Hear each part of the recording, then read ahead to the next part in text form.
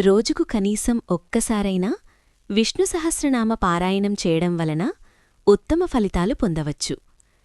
మంత్రాలకనికి మూలమంత్రం శ్రీ విష్ణు సహస్రనామం.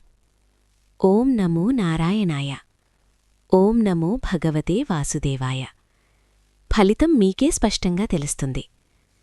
విష్ణు సహస్రనామ స్తోత్రము పారాయణ చేసిన అశ్వమేధయాగం చేసినంత పుణ్యం కలుగును. ఆయురారోగ్యము కలుగును.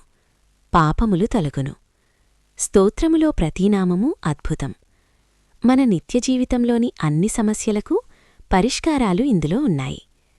విష్ణు సహస్రనామాన్ని ప్రతిరోజూ నిష్ఠతో పఠించేవారికి ఎలాంటి ఇబ్బందులైనా తొలగిపోతాయి.